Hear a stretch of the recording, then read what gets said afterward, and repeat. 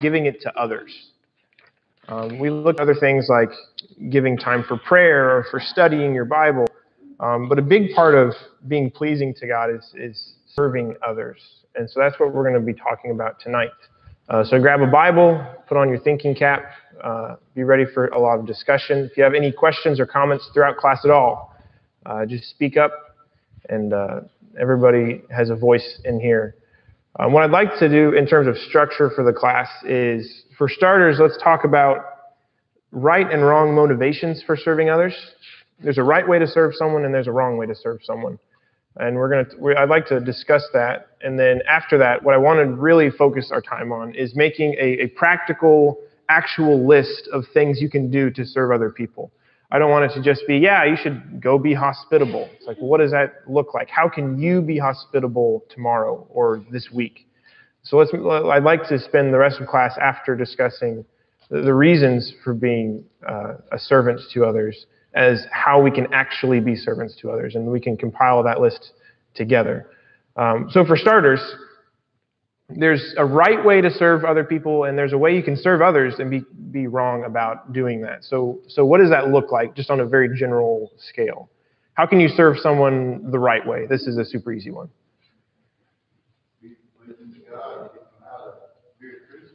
Right. You serve them. You're pleasing to God by teaching them to be a Christian. A true servant is completely selfless, right? There's nothing to do with serving someone else. And we see that example in the ultimate example, which is obviously Jesus Christ, exactly. Open up your Bible to John chapter 13. John chapter 13. Here we have two really good examples in one chapter. John chapter 13, later on in the chapter, in verse 34, he's up with his apostles in this upper room. They've just had the Lord's Supper, and he's giving them his kind of final teaching words to them. He's about to go be crucified. He's about to be killed. He knows it. The apostles don't quite realize it yet. And so these are his last kind of things he wants them to know. In verse 34, look at what he says. Jesus here speaking in John 13:34, he says, "A new commandment I give to you, that you love one another, even as I have loved you, that you also love one another." Now that's a passage that's easy to read, and it's like, yeah, we need to care about each other. I get it. Let's move on. But really think about what he says there. He's holding us to a massively high standard. Jesus says, you need to love each other the same way that I love other people. It's like, I need to love the same way, the same amount, whatever that means, as Jesus. I mean, he's the ultimate standard. No one has loved more than him before. I mean, that's a big deal. He's not saying, yeah, care about other people, generally be nice to other people. He says, you need to love them like I love them, like I love you. It's like, that's a big order. He's really calling us to something big and important here. Now notice, Jesus talks about loving others, but he also does it. He also shows that in his life. Earlier in John chapter 13, starting in verse 1, flip back to verse 1 if you need to turn a page or whatever. Let's start reading there in John 13, verse 1.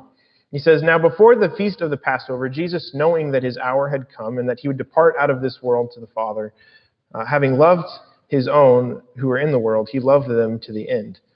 During supper, the devil having already put into the heart of Judas Iscariot, the son of Simon, to betray him, Jesus, knowing the Father had given all things into his hands, and that he had come forth from God and was going back to God, he got up from supper, and he laid aside his garments, and taking a towel, he girded himself." Now, we know what's going to happen in this chapter, right? You've probably already got a little heading in your Bible that says Jesus washes the disciples' feet. It's kind of a spoiler.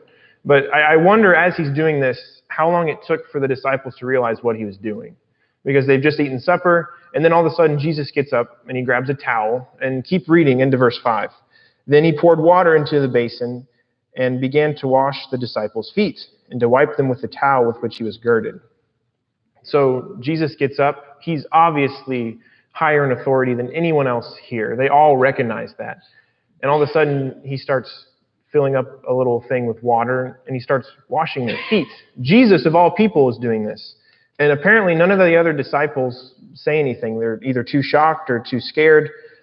But when he gets to Peter, we obviously know what happens in verse 6. "So he came to Simon Peter and he said, 'Lord, do you wash my feet?' Peter is the first one to speak up, like usual, and he says, whoa, whoa, whoa, are you going to wash my feet? And we've all heard this said many times, I'm sure, that washing the feet was like the lowest servant's job. But what I want you to realize about this passage is Jesus didn't just talk about love. He didn't just talk about serving other people. He did it. He was actively serving others with his whole life. We see this in action, specifically as he's healing other people and giving his time to other people. But he also does it with his whole life in general, as he gives it away for everyone. So Jesus isn't like some teachers or some bosses you might have at work where they talk big, but don't really do what they're saying. Jesus is the complete opposite. So there's definitely a right way to serve other people, to do so selflessly and to not consider yourself a part of the equation at all, which should shed light on the wrong way to serve other people. What would that look like? Your heart's not in it. So that's right. What does it look like if your heart's not in it? What does that mean?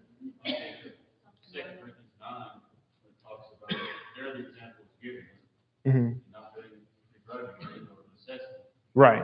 We could apply that example to several areas of our life. You do it kind of because you have to, not because you want to. Absolutely. Just feeling like you have to, like it's an obligation or a job. That's a good point. Did someone else have something? James? Well, I'm going to give an example of a person hiring to take care of sheep. Wolves don't think of this going on. Yeah. But if you're on that sheep, you won't have to fight that wolf. Absolutely. There's a big difference between actually caring for someone and punching in a time card. Some people might also do things to look good before men. Absolutely. Pleasing to God. Absolutely. You ever heard of people humble bragging? They try and sound humble while they're doing it, but really what they're trying to do is kind of show off what they're doing. You'll see posts on Facebook or something like that where they say, I was watching the kids and I cooked a big dinner for them. And it's like, oh, that's sweet. They're babysitting someone's kids. But oh, look, they fixed a big dinner and they're able to do that. Like, I think they're trying to do something good, but I'm not quite sure what their motive is there. Whether it's trying to look good in front of other people or to just appear self-righteous, that's a big problem that many people face and we all face. Along that same sort of line, it's easy to want to help people out, to know what's in their business, to kind of be the know-all of everything. Well, I've helped them out with their problems, and I've helped them out with their problems. I'm a giver. What can I say? I just help everybody out. That's kind of a silly caricature, but there's a struggle, a real struggle in our lives to not be like that. Turn over to Proverbs 26. Proverbs 26 and verse 17 is where we're going to read. It's a wonderful passage. I really like it a lot.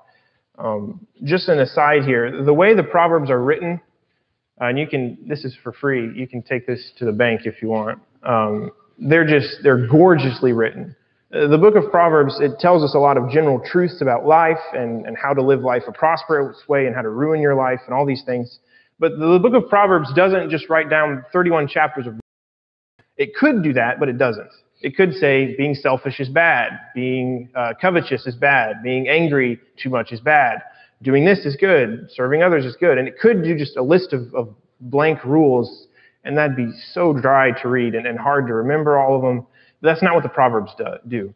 Instead, they take those rules, but they put them into pictures for us, like very poetically illustrative pictures that we can remember very well, things that we can relate to. And so instead of just writing a bunch of rules on a piece of paper, what they do is they make almost like little stories or little images that we can use to remember these things. And it's so much easier to remember these than just a bunch of dry rules. And this is a great example of it. In Proverbs 26 and verse 17, it says, like one who takes a dog by the ears is he who passes by and meddles with strife, not belonging to him. Now that's a really clear picture, right? And I want you to really imagine this. Don't just read it on the page. Really try to use your imagination. And you're all adults, but we're going to do it. The dogs it talks about in the Bible are not your little yippy poodle dogs. It's not any of those. The dogs in the Bible were stray. They were vermin. They were not pets. They were scavengers. And so imagine taking a savage wild dog by the ears and just grabbing it and looking at it. Is that a good idea at all? Well, no, it's going to tear your face off. It's going to bite at your hands. It's a terrible idea. And he says, doing that is the same thing as meddling in other people's problems that aren't yours. That's what it's like. And so you imagine that picture, this ravenous dog biting at you. It's like, that's the same thing you're doing. That's a whole lot easier to remember, and it's a lot easier to picture than just saying meddling with other people's problems is bad. We understand that's the message, but it's a very clear way to remember it. And now notice the word it uses. It says, he who passes by and meddles with strife, or infuriates himself with strife that doesn't belong to him. There's a difference between looking at someone's problem and honestly trying to help them and just trying to get in their business and to know all the problems they have in their life. Meddling with them, that's a really good word for it. There's a real danger we need to try and avoid. And it's mentioned all throughout the Proverbs. I really like that one in particular. But turn over to really quick, it's in the New Testament quite a bit. 2 Thessalonians chapter 3. 2 Thessalonians chapter 3. And here he's dealing with people. Paul writes to the church at Thessalonica, and there's this whole group of people that are saying, well, Christ is going to come really soon, so he's going to be coming very soon, so I'm going to quit my job. I'm just going to wait for him to get here. And they weren't working, and they weren't doing anything. And Paul writes to them saying, don't quit your job.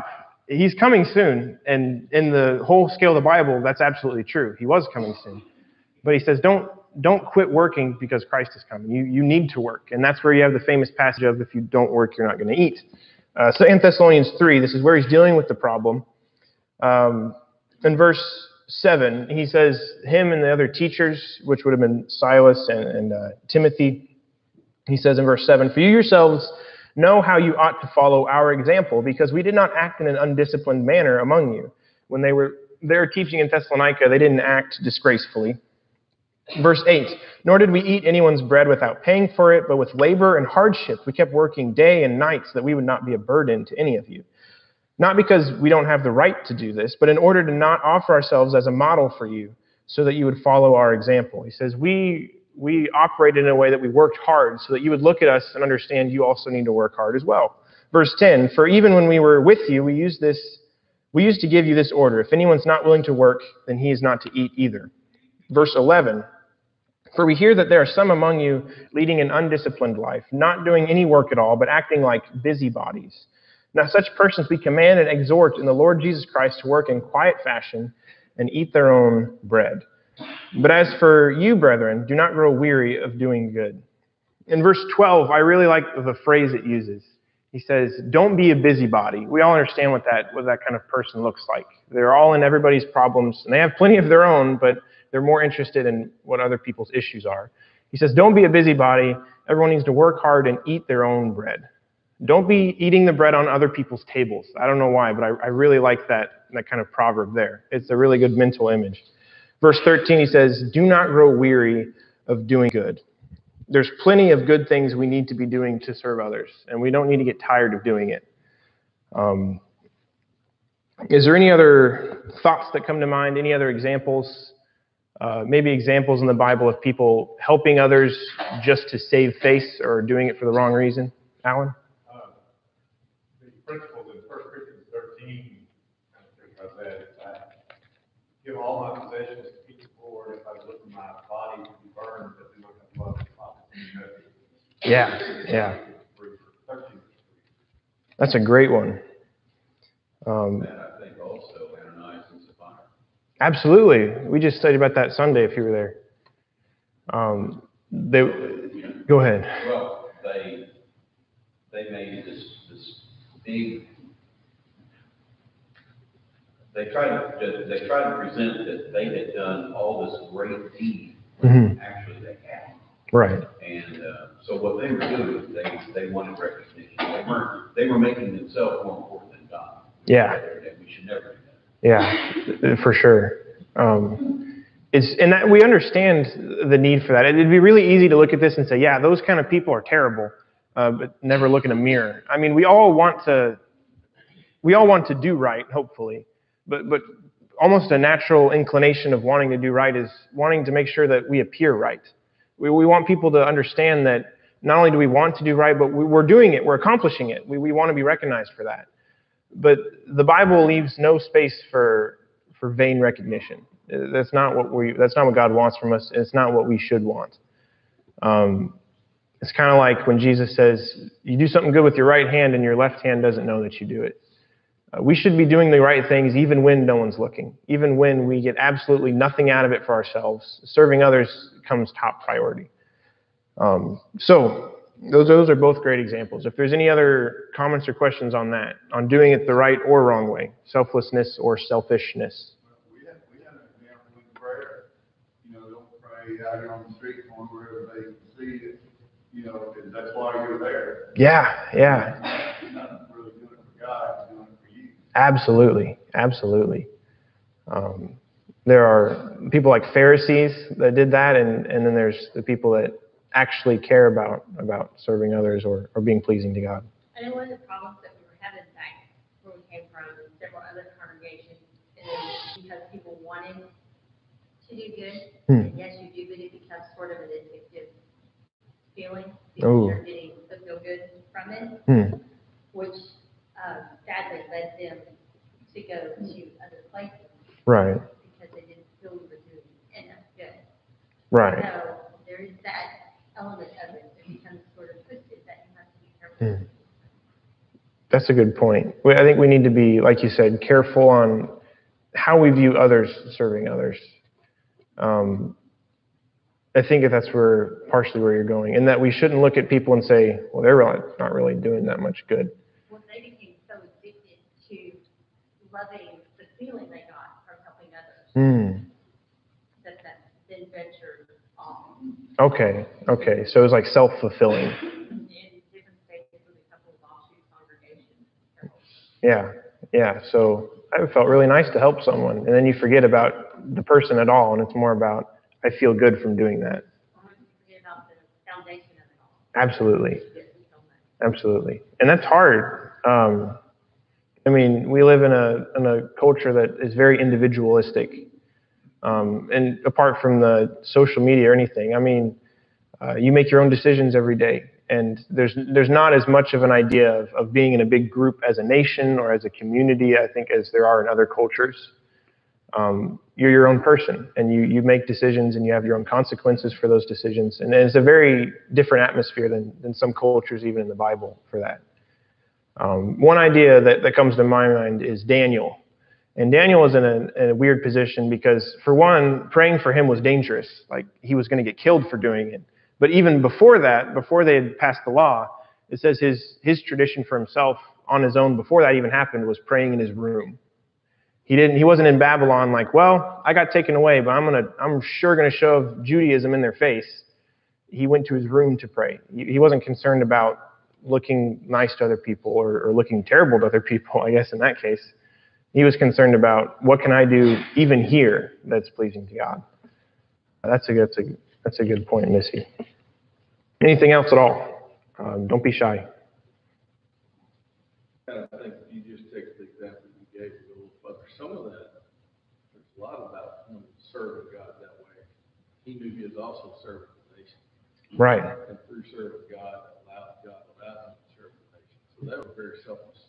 For sure. There's nothing selfish about him doing that because he was at risk the whole time. Absolutely. He knew where that power and where that source, the ability to serve the nation, Right.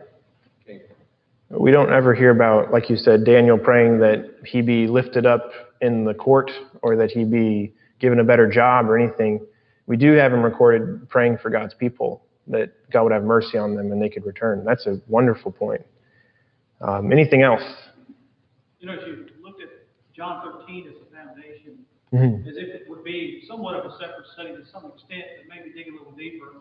I think there is a serious distinction between what Jesus does for his disciples and what he does for others. He's showing the degree of responsibility to serve good. Therefore, as we see in Romans chapter 12, verse 10, we're to prefer one another. So we've always got to keep that in mind. It's not that we neglect anybody, Right. as we have opportunity, but especially those in the household of faith. Yeah. Galatians 6:10. So the idea is that we've got to pay close attention to our own needs among one another as we look out for others. And Jesus really shows that to that extent. And especially as we see the scriptures, I think, really stress the greater accountability. And that's what Jesus is saying, you know. I'm serving you, you serve one another. I mean, that's the ideal. It isn't so much just a lesson of servitude altogether, but you're responsible unto one another. Right, right. Let's go ahead and turn there. Galatians chapter 6. Galatians chapter 6, Paul writes, and in fact, he uses the same phrase here that he used back in 2 Corinthians 3 that we just read. In verse 9, he says, "Let us not lose heart in doing good, for in due time we will reap if we don't grow weary. So then, while we have opportunity, let us do good to all people, and especially to those who are the household of faith." Here, he's writing to the area of Galatia and the churches there, and he tells them not to grow weary in doing good.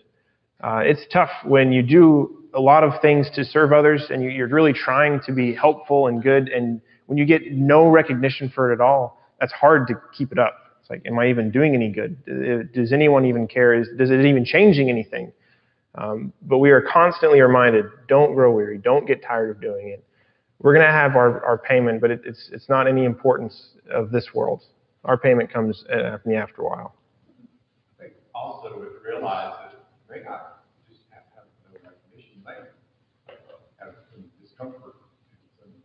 Absolutely. Absolutely. And it's not always going to be easy and pretty. Right. It's going to be messy and thorny, you know, it's just part of it.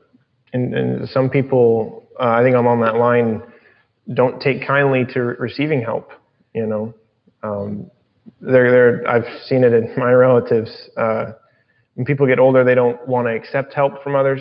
They're still convinced that they can do everything on their own, and they really aren't capable of that. And it's hard to help someone that you really care, that you really love, that doesn't want your help. That's a tough situation. I think that goes along those lines. And with Jesus' example, he didn't go bake some bread for the apostles and say, "I'm serving you guys. I made you some stuff, made you some little things that match. It's cute." He did a job that was gross and humiliating. Washing someone's feet that's been walking all day in the dirt and the sand and sweating, that's not a fun job. It's terrible. He washed 24 feet. That's great, right?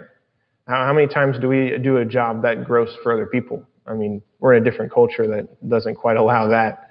But our boundary line shouldn't lie with comfortability with serving others, for sure. I really like that.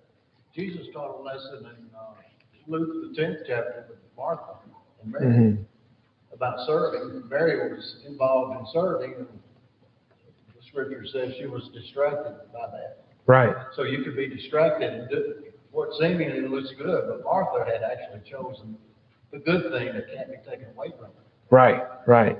That's a good point. And it comes back to earlier the point of making sure the foundation of serving others comes from caring for them and caring for pleasing God, not from the actual job itself, not from ourselves. There can be no distractions from that, or we'll be on the wrong track. James. We think we have it so bad that he's just saying about, I got bad shoes about breath, so I didn't have a feet. So we're not, there's always somebody worse than we are if we look around and we don't. Sure. If there's anything or not anything else, I think we got some list writing to do. If you do have a pen and paper, that would be really helpful. I know there's at least pencils on the back of every pew. They might not even be sharpened. Philippians 2. Oh, yeah. In lowliness of mind, we are to esteem others better than ourselves. Absolutely. Just like Jesus' example. Humility, we put the needs of others before our own. Yeah. And then, of course, later, prime example is Jesus. Yeah. You look out for others first. That's very plain in that passage. Good point. So, practical list. I don't want any vague or broad answers. If you say hospitality, we're going to say, what does that look like? Because you could say that, and that's true. That's a really good thing to do. But how can you today, every single individual in here, actually do something hospitable? We're really going to break this down to actuals here. I really want this to be very, very practical. So, any ideas, suggestions? Throw them out there. What's a great way to serve someone?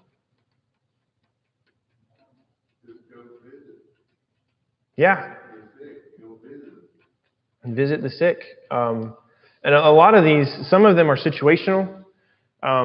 There's some things that you can do to serve that I can't do.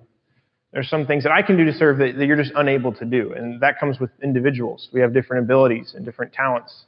That one seems to be pretty compatible with most people. It doesn't take a whole lot to visit someone. And when you're sick and when you're hospitalized or anything like that, if you're a shut-in, it means a whole lot to have someone visit you. So there's a list I know that we have on the announcements. I'm sure it's printed off somewhere. Find someone to visit. We've had a lot of people. James, even himself, was stuck up a while ago in the hospital, and he had people visit him, and I'm sure he greatly appreciated it. We've had Peggy in the hospital recently. There's always somebody to visit. We don't usually run out of those, especially with a group this size. That's a really good one. It doesn't take any preparation. You just go with yourself, make conversation. That's a really easy one to do. And it's almost always readily available. That's a very good one. I go to Arby's and I just go ahead and meet strangers sometimes, and I can talk to them, and I've taught them Arby's, since my wife died. So I do that down there, and then sometimes people will be nice to me. I was down there today, and people were nice to me. And I didn't even know them. They're just truck drivers, that come in that know me since I've been in since '96. So they just come in. I don't know their name, but I sit there and I can stand there and talk to them a little bit. And I do the Lord's work as much as I can down there. Sure, and serving others should be a way to show Jesus to the world. In John 13:34, where we just read earlier, in 35, he says, well, he's talking about loving each other. The love that I have for you, that you're supposed to have for each other, the world is going to notice. That all men may know that you're my disciples. The world is going to see this and say, that's not regular. Normal people, worldly people, they don't act like that. They don't put others first all the time. That should be something people notice. Mike, you had something? Visiting those who are elderly, those who are shut-ins, encouraging them. Mm-hmm. Sometimes if you can't come to services as much as you'd like to, sometimes it's easy to get discouraged, get depressed. Yeah. And it's good to live spirits. Absolutely. Absolutely. I'm going to say sometimes you may not be able to visit them, but you could call people. Yeah. Maybe you don't have the time to go visit them, but you have a 30-minute commute. You can use that to make a phone call to check up and see someone who hasn't been there or someone who is sick. Absolutely. Better write cards for people, because I know a lot of people really enjoy that. Yeah, calls and cards are both very, very practical. They've got directories. I'm sure everybody has a directory email somewhere. I've been using it all summer to find people's houses. They're printed out. You can get one printed out. Everyone's phone number is in there. Everyone's address is in there, so you can find them to write cards. You can find them to call them. And that one's even easier than visiting them. I know, and maybe this is just me still trying to grow up a little bit, but getting cards in the mail is so exciting. It's not a bill. It's not something about you getting in trouble. It's a card from someone that cares about you, and they took the time to mail it to you. I mean, that's just a really sweet thing that I don't think there's anybody I know that doesn't appreciate those. And those are, once again, very easy things to do that anyone can write a card. Anyone can make a call. Very good, very good. Jacob. Do you know your Port College address? No, I don't. You can get it off of Andy. They probably have it before I do. One thing that I was going to say is that showing up and being actively present at services is a servant duty. Absolutely. We forget that. A lot of times we think that we come to church, we show up, we leave, we forget the fact that, number one, we're building others up. Number two, we're serving God. Absolutely. And we try to think about worship. What can we get? Can we be edified? Can we learn something about us? Mm-hmm. Can we be seen at worship? And I think we forget the fact that we're serving God and we're serving others when we show up and be actively present. Absolutely. Absolutely.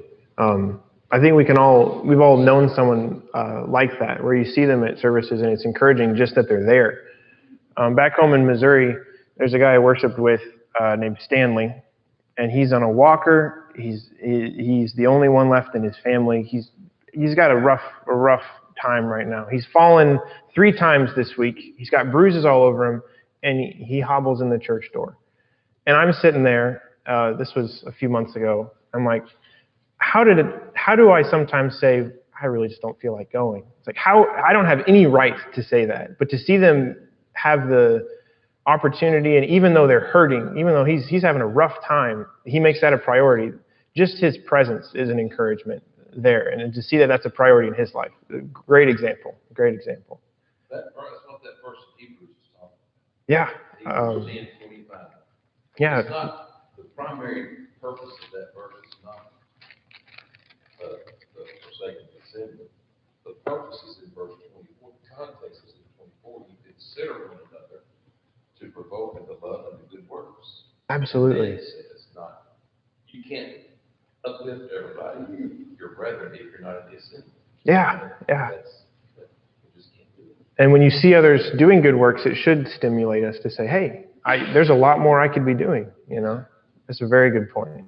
If you didn't catch it, that was Hebrews 10:24 if you're writing stuff down. Some of us aren't physically stumbling here. Right. Some of us are mentally and emotionally sometimes barely stumbling in here. But once you make it in here, it's very healing and help and, it makes you better once you get here. Absolutely. So if you can just make it here, For sure. A good example, does anyone in here know, I know there's a few, know Colbert Turney? There's maybe it's just them, and Todd. He used to live in Conway years ago. He's an old guy now that worships with me in Missouri. And he's old. He kind of hobbles around a little bit, doesn't walk straight up with his back. But every year he goes and he mows other old people's yards, and he shovels the snow. And I'm thinking, Colbert, you're like 76. What are you doing? You're going to hurt yourself. I'm perfectly capable to do that, Colbert. Let me help you. But he never lets me take his place. He says, yeah, you can come, as if he's letting me out of the graciousness of his heart. And it's kind of a funny example, but it's absolutely true. He's a servant not when he's uncomfortable doing it. He's hurting. He's taking Tylenol. But that doesn't stop him from doing what he can. And I think that's a good example. It's kind of funny, but it's absolutely true. Colbert would come by in the winters and pick me and my brothers up when we were young, and he'd take us with us. And that's another good point I think we need to consider, is we're being examples for others. I wouldn't have ever thought of doing that. I was a pretty big bonehead when I was 13. But Colbert coming by and saying, hey, we should go do this, that instilled in me when I was young that servanthood is important. Did you have a point, Alan? Yeah, I think too, part of it is how we serve each other is our attitude about what the church is. Right. You want to think of it oftentimes at a hotel, it's really more of a hospital. Mm.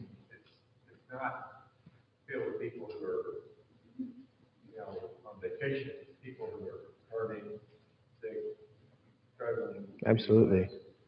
And I think it's probably the challenge we face at times is we want to sanitize it and make it more hotel. Yeah. Resort. Yeah. And this is not reality on this earth. Sure. And when we realize what it is, then we're more willing to accept it, what it is, and what we all are struggling. Yeah. Yeah. Try to help each other. Love each other and try to serve each other. Yeah, I think that comes with Todd was saying about making sure others' needs go before our own. I mean, how often do you wake up in the morning and you think, what am I going to eat for breakfast? And am I going to be late to work? And what am I going to wear today? And you think of all these things about you. I mean, how different would days look if we woke up and said, how can I help someone else today? And what does that actually look like? I've got a few down right here if you want to write them down, or if you're just going to remember them, that I thought of and I had other people help me with. we have a great opportunity to be hospitable in this country. We don't live in tents. We don't move around all the time. We have very permanent houses that are very comfortable. So look around the room right now. Turn your heads. Actually do this. Find someone in here that you've never had over to your house. There might be pretty good odds because it's a big group. Find someone you've never had over and invite them over if you can. I know that's not an option for everybody, but if you can be hospitable, find someone you've never been hospitable with. Invite them to dinner. Go out to eat somewhere. Take them somewhere. Find someone you haven't ever done this before. It's easy to kind of find people you really jive with, that you really agree with. Find someone new here. That's an easy one. Several of us have done that this summer. Right. Our preacher in training lived with us. Yeah, I can say I greatly appreciate that, and it's funny. That's good. But really try and put yourself in my shoes here. I've been to Arkansas once before this summer. I came down here only knowing Bruce, and I was familiar with Seth, and I was familiar with Leah Brown. That was the only people I knew, I had even heard of. And yet I get here, and there's a list of families that are saying, you're going to stay at our house, and you're going to eat our food, and you're going to get to know our schedule, and you're going to sleep in our beds. And seriously, I try to imagine that what I was like. It's incredible, the hospitality that Christians have when they're willing to serve other people. They had no idea who I was. They'd never met me before. And they said, I'm willing to do this for someone else. I mean, it truly is incredible. And it's a testament to the folks that have had me this summer. Jesus had a list himself in Matthew 25. Yeah. Over in Matthew 25, where the bell's going to ring pretty soon, I think.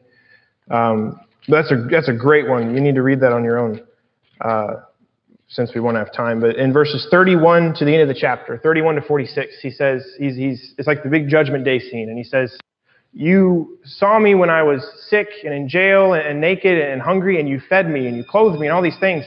And they say, when did we see you, Jesus, like that? And he says, if you ever did it for any of these others, you did it for me. And that's a great example, Sammy.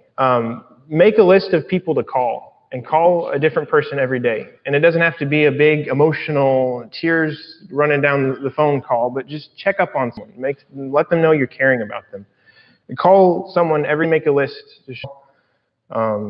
That's an easy one. Babysitting is something some people are capable of. Like I said, there's some things that some of us are more able to do than others. Cooking meals for sick people or old people is good. That's not something I'm good at. I'm not going to go out and cook a meal for someone if there's other people that can, because I'm bad at that. But there's other things that other people can do. Mowing yards, all these different things. It all comes down to, like the passage in Philippians 2, putting others before yourself all the time. Thank you for your attention. I'm going to let the people come sit in their seats now.